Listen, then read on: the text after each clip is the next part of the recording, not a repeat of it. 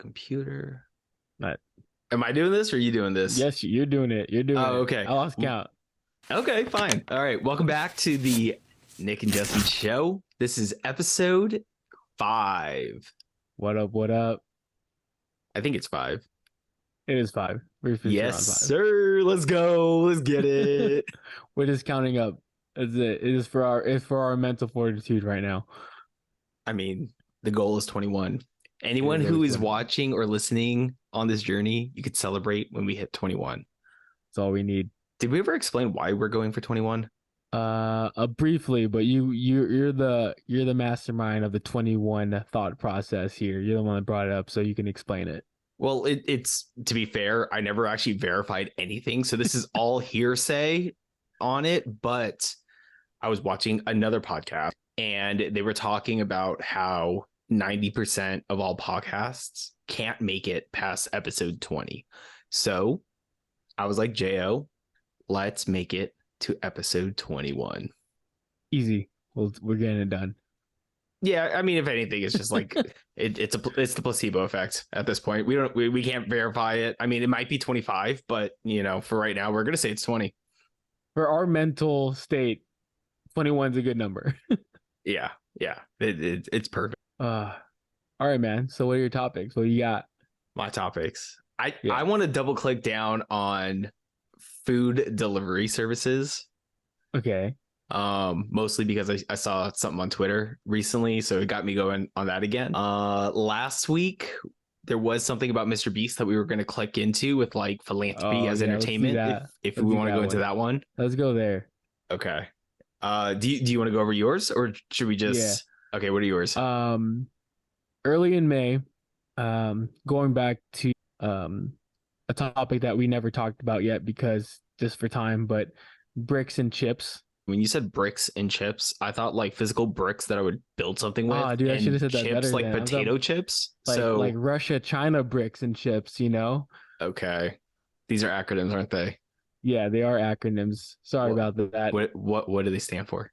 Oh God, hold on. I gotta look up my chat GDP because that's how I learned this. Yo, okay, fine. We'll double click on that when we get to that topic, but you needed bro, I couldn't tell you what that is. So okay. So you got bricks and chips, not food. And then what's the other topic? The difference between why and the how. Oh, okay. Okay. That's just more of the ideology of learning and consuming and action taking is that I realize as well. Just having students not knowing the difference and trying to figure out what excess courses they should be taking, if it's even possible to get to where they're going, or is this just fluff? So that's kind of how the topic kind of popped in my head. Okay. No, those are good. All right, I want to start on the Mr. Beast thing. Okay, Mr. Beast. So Mr. Beast a couple of weeks ago launched one of his videos, and basically it was 1,000 people can now hear for the first time ever. This is his second, I would say, like super large scale video that like helps people. The one before this was 1,000 people get to see for the first time ever. And that one was super controversial. So this is like the second of these types of videos that he's done. Just to give you like an idea of the scale of how fast these videos like explode in terms of views. So this last one where 1,000 people can now hear for the first time, within 20 hours, it had over 19 million views. So these things catch fire. Now we're obviously talking about it a little bit later, right? And so like if I type in right now, Mr. Beast, see 1,000 people, I guess. Let's see. It's at 141 million views. Oh, wait. That's the wrong one. That's the 1,000 blind people one. Okay, the deaf people one that was 2 weeks ago is at 70 million. So it got 20 million views within the first 20 hours. 2 weeks total time is roughly around 70 million views.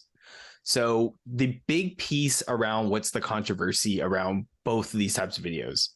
Should you be able to make entertainment out of like philanthropic efforts or actions? What are your thoughts? I say yeah. I think at a certain point, well, it depends. I don't say yes, just straight up yeah. Again, everything has their yes and no's.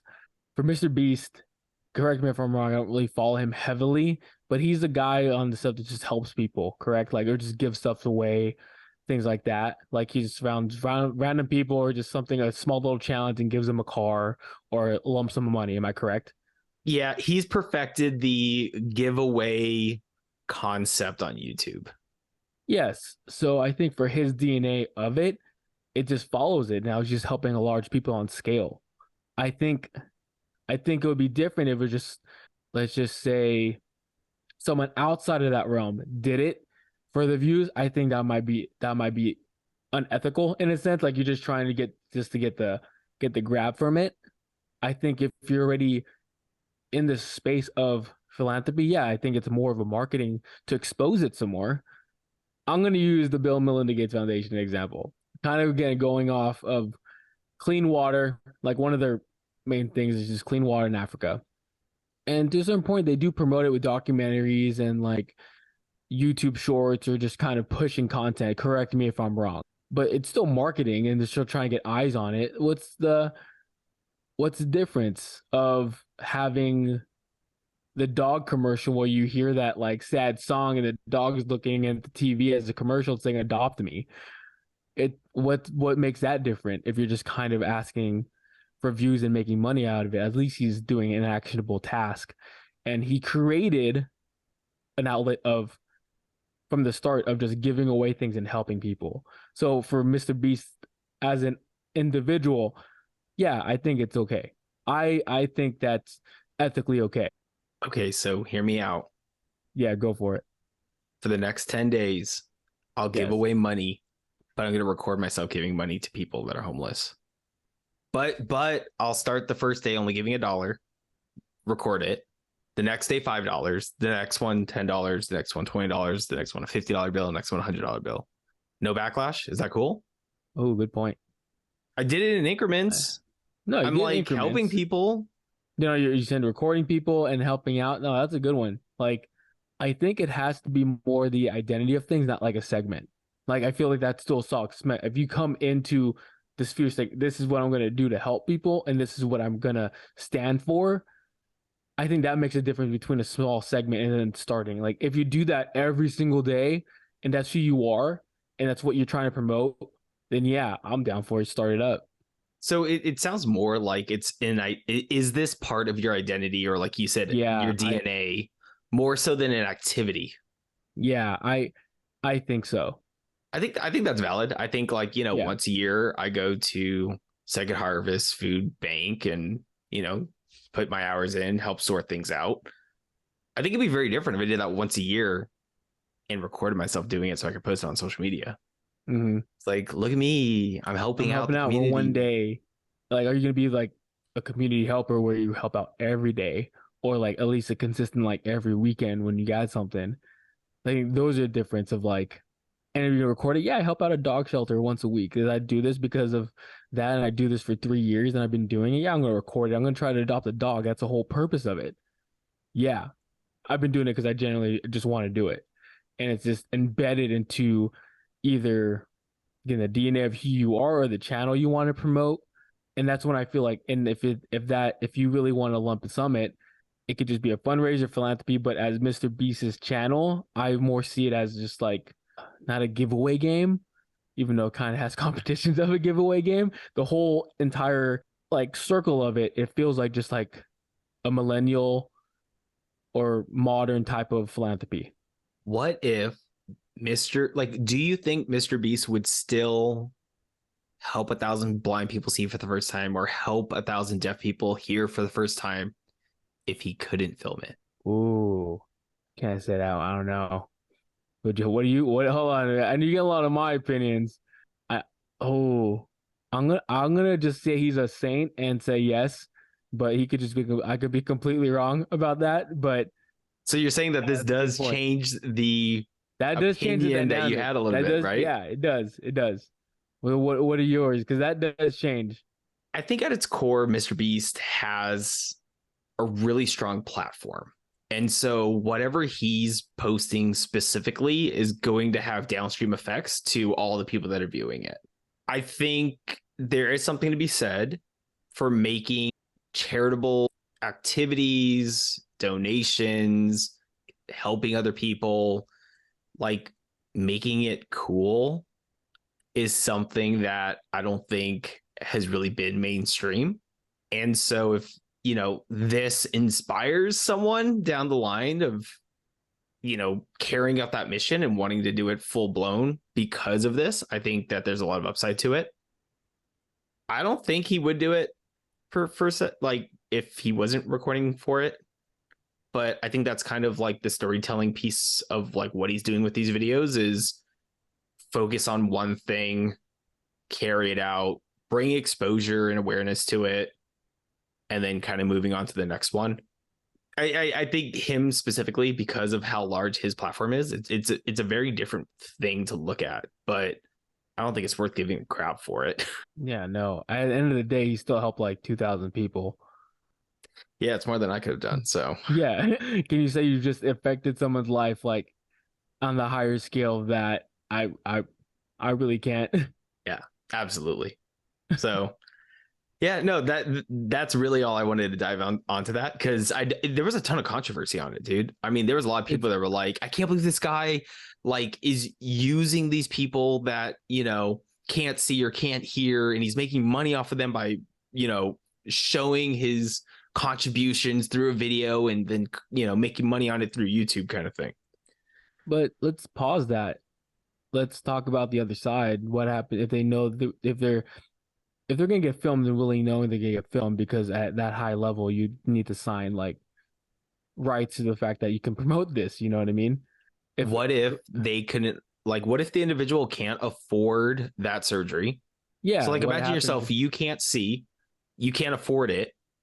Someone said, I can help you, but you have to let me Yeah. film you. Are you taking advantage of them? I think the individual might be desperate to like, yeah. But also if they don't have the resources to do it themselves, then everyone would be saying yeah. If you give someone $10,000, they're gonna say yeah. You go to any like middle class neighborhood saying, hey, I was gonna give you $10,000, can I record you giving it? They'll probably say yeah.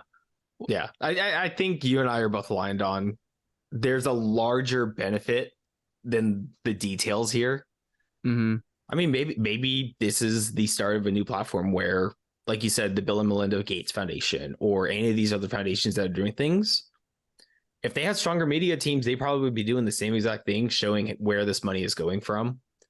And then they could get some of that YouTube advertising on the side to help promote their cause. But exactly, you don't know where money is going, so just like, oh, we're helping the idea. At least we could see what's going on where he's making the money. He's gonna do this cool little experiment and have this competition, or he's really just gonna say, hey, I'm gonna record people's like reaction on this new life-changing procedure. Agreed. So yeah, I don't.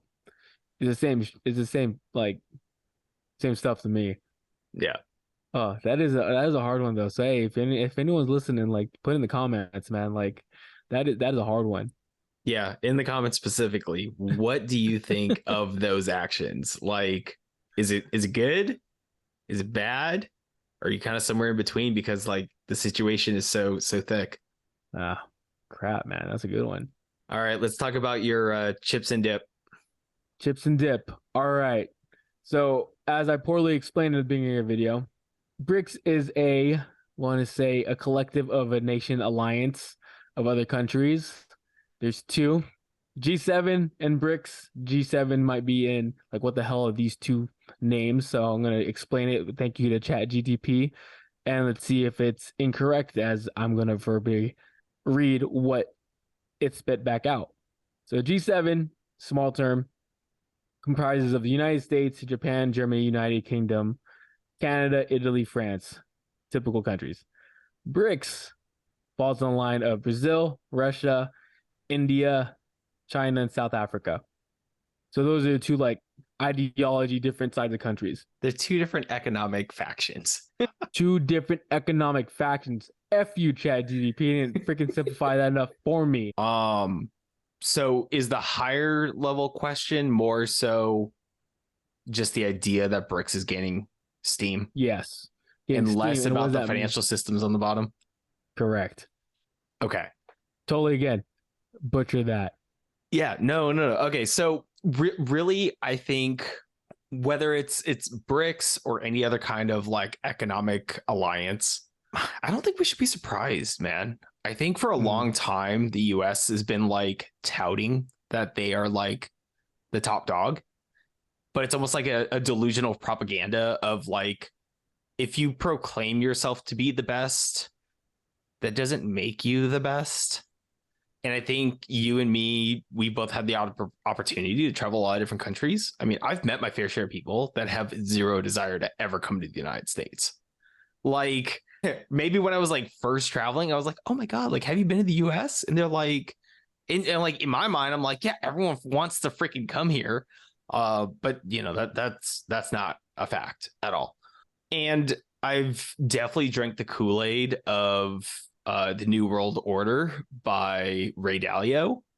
Um, not sure if you've either read the book or seen like the 45-minute documentary on that, but basically, so Ray Dalio runs a hedge fund, but a lot of the way that he invests is based off of identifying trends and events in history. And he uses that as like leading indicators to determine what could potentially be happening in the future.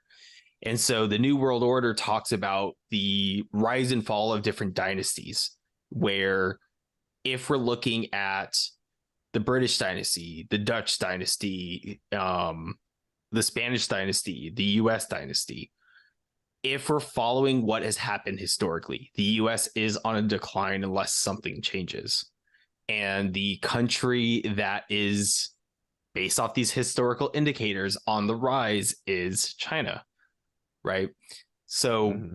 I mean, no empire stays forever. I mean, it's the one thing that we learned about in the history books is everything rises and everything falls. And if that wasn't the case, we would still, I mean, we would all be Romans right now, right? Like, and so yeah, it's not a big surprise.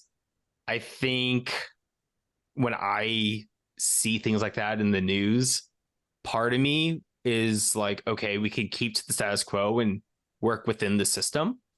But I think what that also means is that if you are keeping an eye on it, there's other opportunity to take advantage of, right? Mm-hmm. So if we're looking at BRICS and the economic alliance of like South Africa with China, I mean, you and me, we have a mutual friend in Africa, and when we were there a couple of years ago, I I left that trip thinking that that was the new frontier. I was like, if you could make moves here, like there is something to be had. It's I don't know if this is like good or bad of saying it, but there's less competition.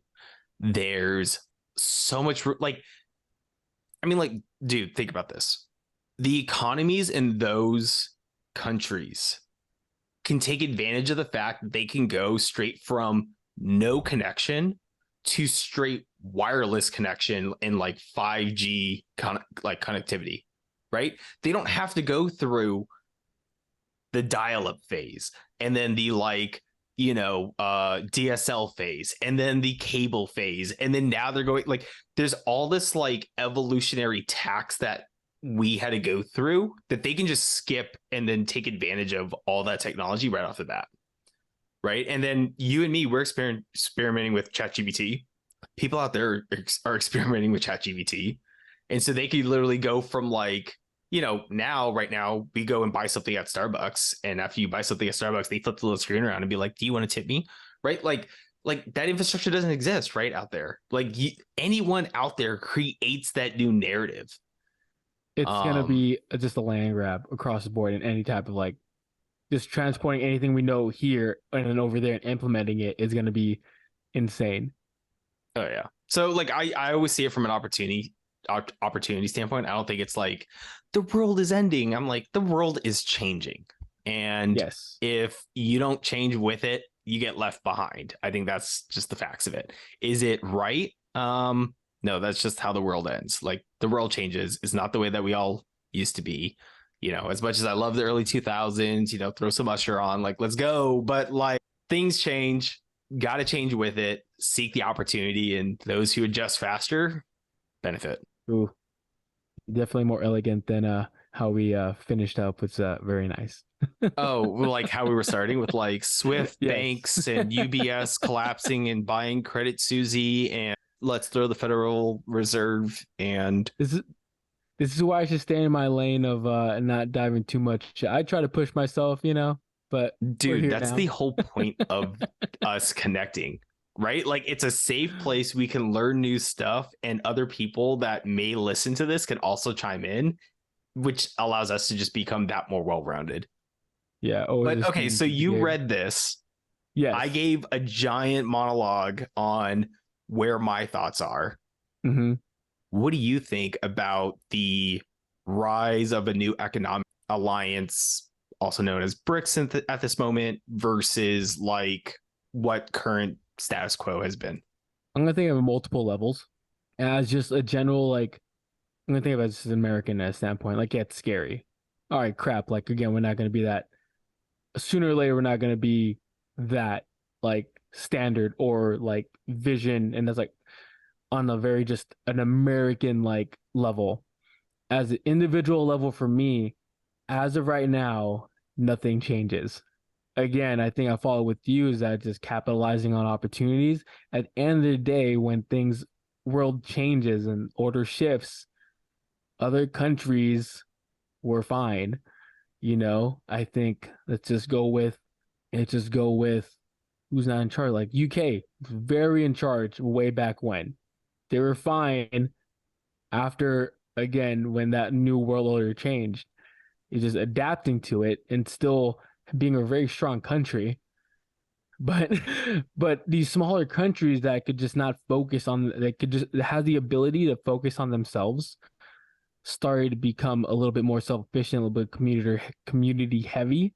Every time you went out to like the EU, when you went out like just to France and everything else, I think I think so. Think as an individual, nothing changes. Again, you still got to execute whatever gets to get done, gets to work in. I think as a consumer, as an American, I think it might shift where economically in the US I don't know how to forecast things, but if it does, it can go up or it can go down. And that again, going back to the individual way of just reacting and being proactive. Oh my goodness. But that's how I see it. I'm going on the approach again, just adjusting the changes. I can't stay in the fear of that, like, oh my God, like what happens if? Can't always be in the world of what ifs.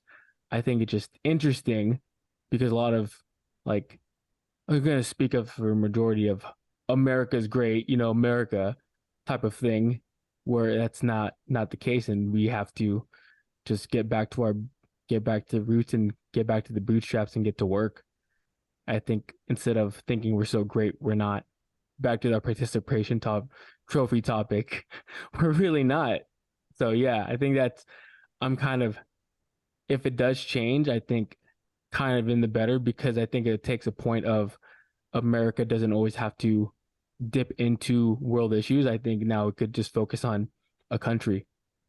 So I think And on a I think there's higher different level, levels, right? There's yeah, I think the higher, yeah, like the first level, you just got to worry about like today. Can you pay your rent? hmm Can you eat? Can you like yeah, just get you done because like everything else isn't going to matter? And then as you know, there's a little bit of cushion. You can worry about a little bit of like what that next thing is, right? Now you can start to figure out what index you want to invest in, right? Like that's where like, oh, I'm going to have more of my money internationally because I want to hedge into maybe some high growth over there. Now that's like more relevant at that level. But like you were saying, if you're still worried about like ground level stuff, like this stuff realistically makes no difference. yeah, different thoughts. So hope I didn't lose you there as well. No, no, you didn't. No, that was good. So there was this one article I read a long ass time ago. I wonder if I could actually find it on Google, but it was when China started investing more into Africa, and the Is that title the New York was or the Times article? That piece? yeah, China's China. What is it? Africa is China's China.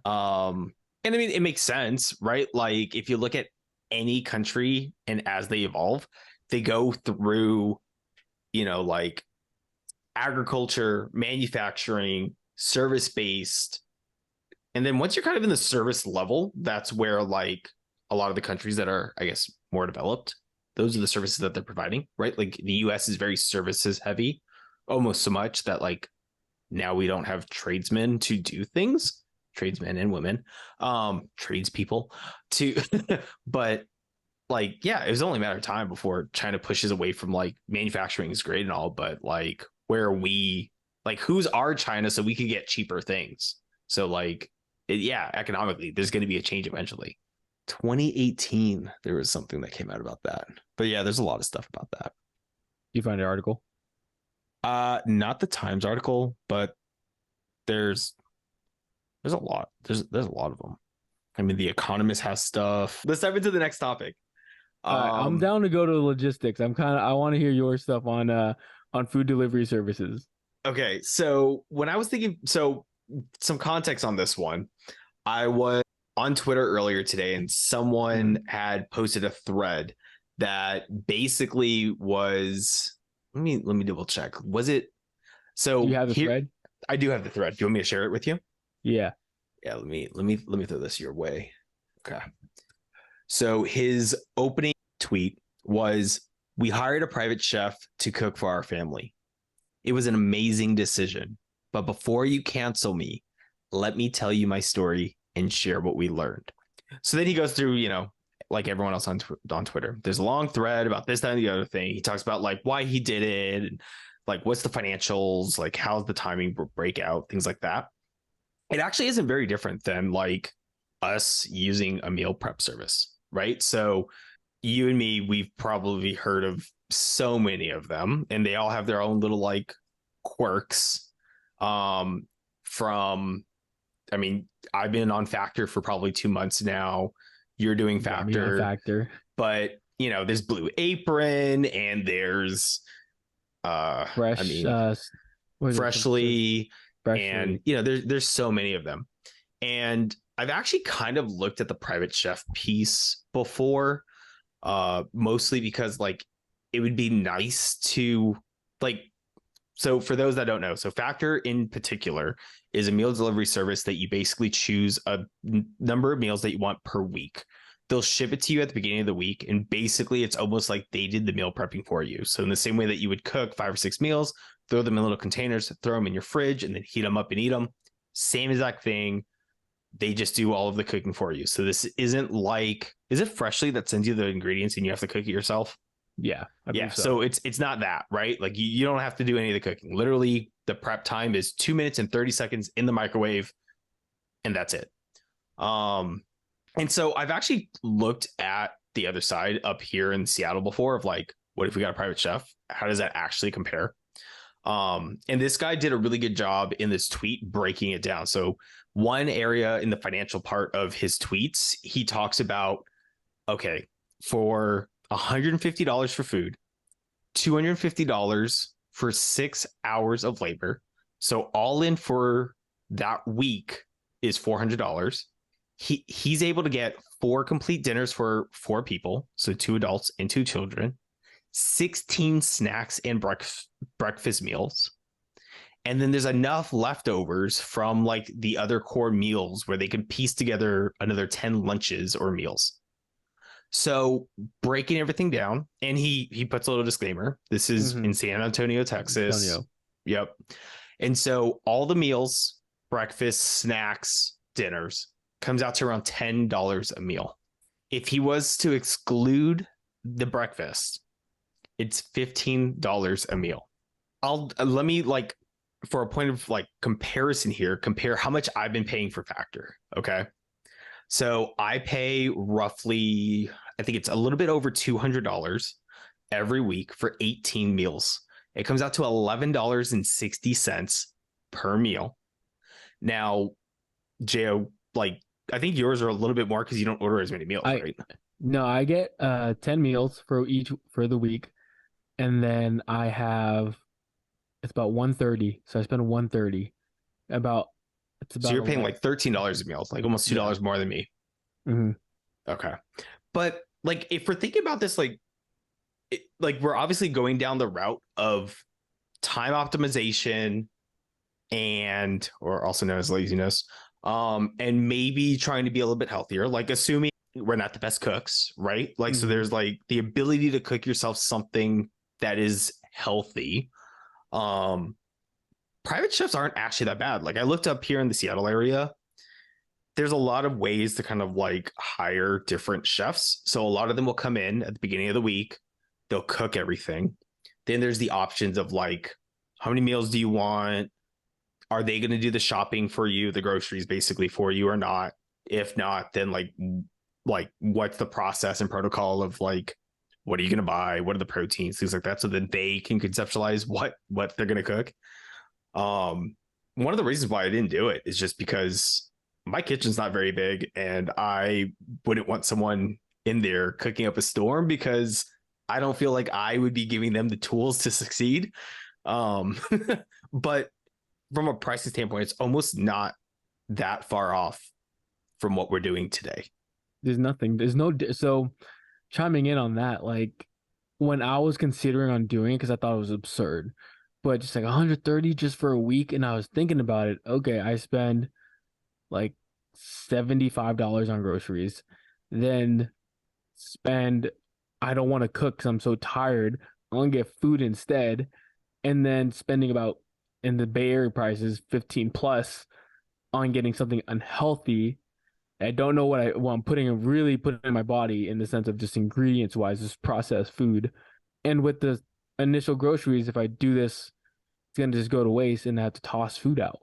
So now I'm wasting more money and I'm just getting unhealthier food and spending more money. So it didn't make sense for me. So as of right now, I'm agreeing with this just from my personal experience because as of right now, I can go home after a long day, at least have a decent meal that hits at least carbs, veggies, and like protein. Microwave it up, shower all in 30 minutes, and I still have the rest of my night to work either on this or any side projects or just have time to myself for 30 minutes instead of cooking for like an hour and a half, then eating and then doing the dishes, which could be 3 hours or 2 hours. It just now I have to get ready for the next day at that point. Yeah, I think it's I think growing up we saw private chefs and we're like, oh my god, we're never going to be able to afford that. And maybe there's just a lot more transparency in the market now around how much it actually costs. But if we actually sat down and wrote how much we spend on food, it's not that far out of reach. But no, I love the guy's breakdown on like time. So it's everything's possible. It's like everything's in reach, but you have to just really analyze it. It it just sitting down and just really critically thinking. And that's what I love about it is the breakdown, especially about time, like how I just did a small snippet. But yeah, those hour and a half extra was turned to something really productive that I used. And for them, it's a 17 hours of crap time turned to quality time. That's insane. Like you could just be spending out with significant other, you could spending out with your kids, or even just having a sit down conversation with your kids as the meals are being prepped for that day. And that's even better than just cooking and then putting it down and then having the conversation. You just have 30 extra minutes talking to your family. Yeah, I think it kind of comes back a little bit just to outsourcing different parts of your life. There are upsides to it. It Mm. also comes down to the ability to afford to outsource those things, right? Because if we're just sticking on food, I mean, simplifying it, let's talk about coffee. You can get Folgers for 10 cents a cup, right? Or you could go out to Starbucks and get like a $7 cup of coffee, right? That's a pretty big range. Hmm. And then you kind of have like your Keurig and espressos, kind of like, you know, situated somewhere between on that scale. From a food standpoint, you have I cook. Let's say you're cooking something healthy too, right? Like you're not just getting top ramen, which has Hmm. zero nutrition, and you're throwing some soy sauce on there for some sodium. And then let's talk about like a protein, vegetable, like actual meal. I mean, back when we were doing hardcore meal prepping, we were getting it down to $3 a meal, which is like being super, super thrifty, right? But like, let's say the bar starts at $3 a meal, eating out, let's say $15 a meal. And then if you're like an individual that probably might use an Uber Eats or an what's the other one, DoorDash a little bit, Yeah. that could easily become $20 a meal, right? So like your range is like 3 to 20. This kind of is like plopped right in the middle where you're like meal preps and or maybe even private chefs falls actually in the middle of there. So like it's in the same way that someone optimizes their time with a Nespresso coffee, this is optimizing your time for the rest of the meals beyond your caffeine addiction. So JL, let me know when you find a good chef, and I'll be over for dinner. We'll see. I have a little studio apartment, so I'm not. I think I might fall in the same boat as you. I don't have the proper room.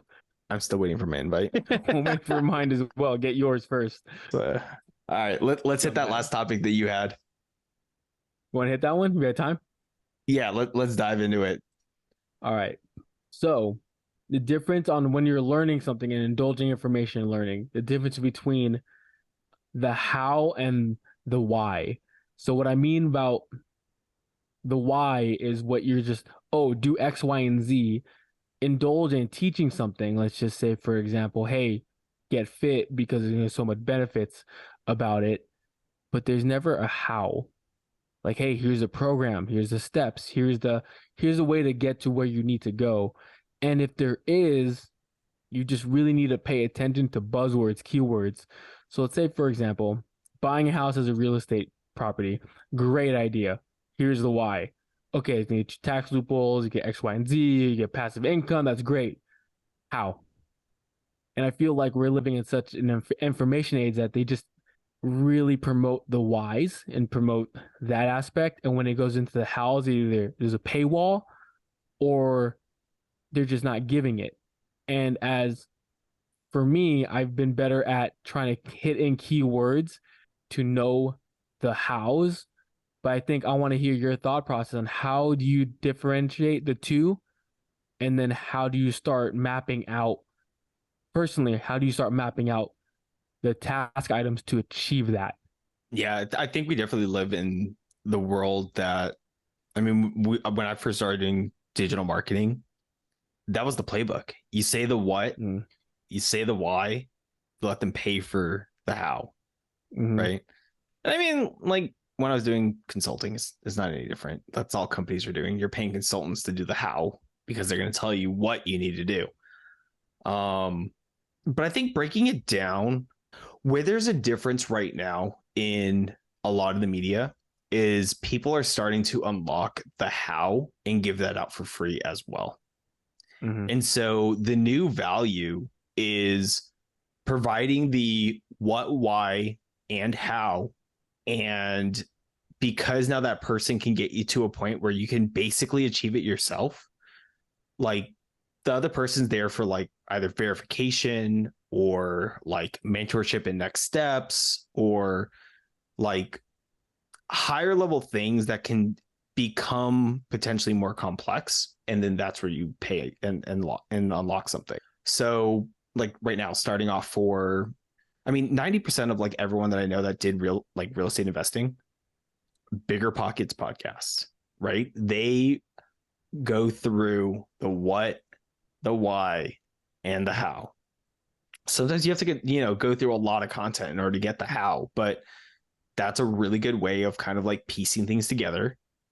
And I mean, ultimately, when you're trying anything new, you have to be okay with making mistakes. Like everyone's first real estate investment deal, you're going to mess up. If you don't mess up, like congratulations, it's going to get you later down the road. But like, I mean, I made a ton of mess ups on my first deal. Like, geez, like I'm talking about tens of thousands of dollars mess ups. But like, what I took out of that? It's not going to happen again. That's for sure. Like, it's an expensive mistake, but it allowed me to take a step forward in order to going down that path. I think that applies to everything. Like in the world that we're seeing things right now is piecing those pieces together, finding those organizations or groups that can actually help you through those paths. Like a really good one for like financial literacy. Ramit Sethi, he does a good job. Earn Your Leisure, they're a they run like a e-learning group, but like mostly they're on YouTube. They talk everything from like investing to businesses to all of that kind of stuff. I think that they're also a great area to find the how. Is that kind of where you were thinking, or did I miss something altogether? No, I love it. But I want to go a little bit deeper and just fine tooth comb it. How do you know? How do you know what's the BS versus what is quality? And I think you're really good at doing that. Okay. So with that, anytime I need to learn something super, super fast, my first go-to is YouTube. I open up, I don't know, 6 to 10 different videos, throw it all on 2x speed. And You're what still I'm a freak with that, by the way. You mean I'm gifted? But okay, so what I'm looking for in specific to see like what is the fluff really? Like just to build a baseline foundation is what is the similarity that every single person is saying in terms of like a step?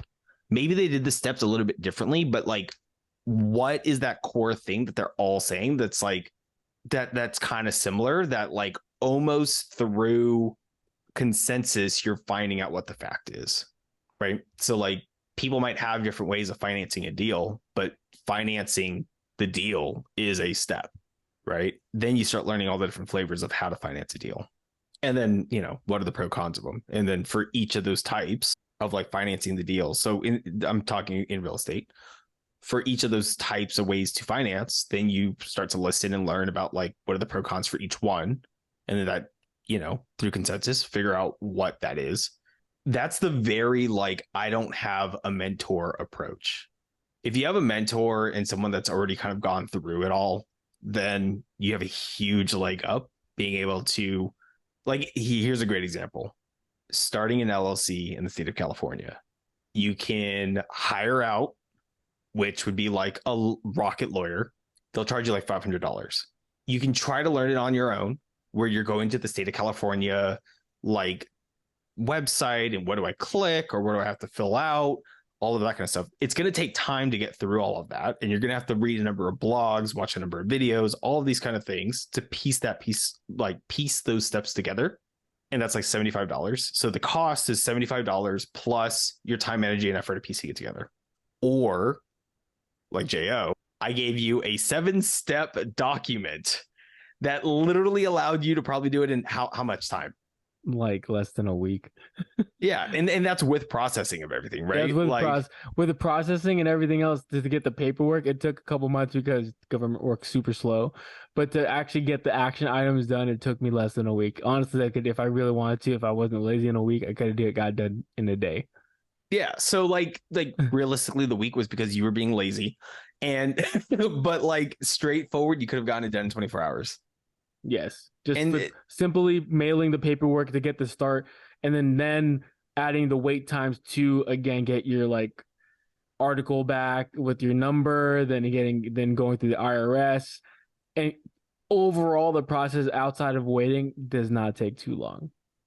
Yeah, so I think that's the best way of wading through it. Option A, find someone who's done it before.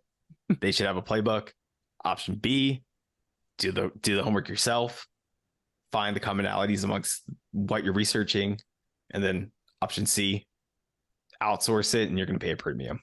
I like that one. Tie that back in just because going back to that private chef, if you don't know, you're going to trade in time as in cooking meals, or you're going to pay the premium. And if you're starting from the ground up on just say starting a podcast, again, this wasn't my first, so I had an easier like leg up and just kind of knowing this process, but crap, it'll be hard. You have to put in the time and knowing like where to distribute, where to store, where the outlets, and how to get those outlets up and running just for a podcast. And that it took time.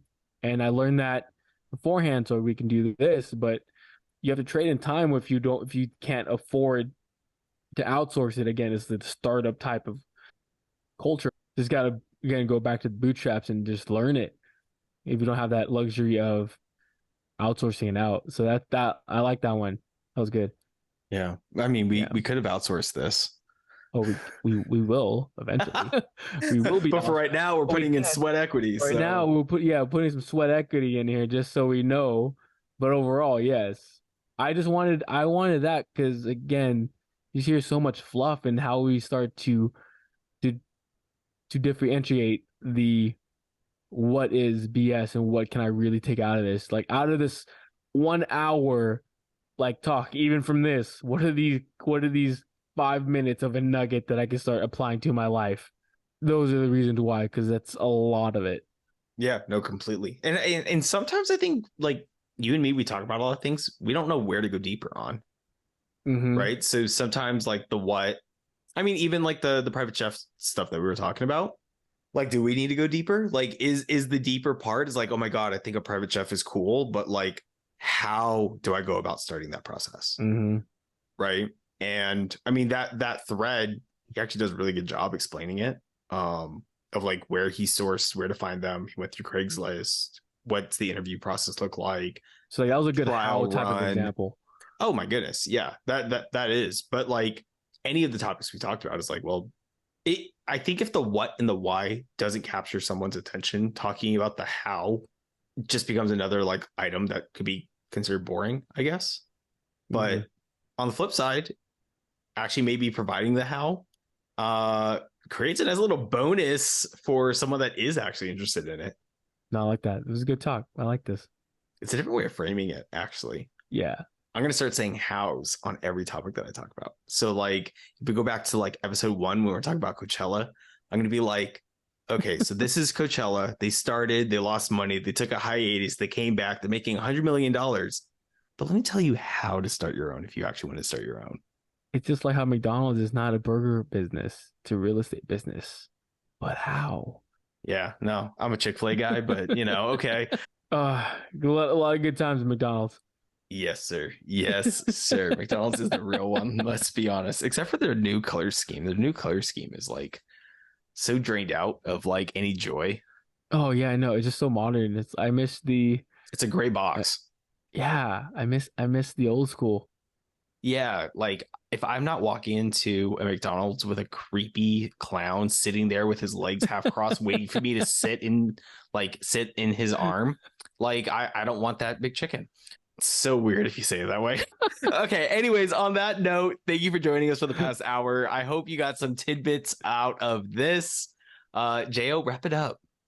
Oh man, if you got any value, you like this, you like what we said, man, just hit that like button, subscribe, share with a friend, comment, let us know. And yeah, that's my close off. You usually do it better than me. So I'm giving you opportunities here, man. I blew it.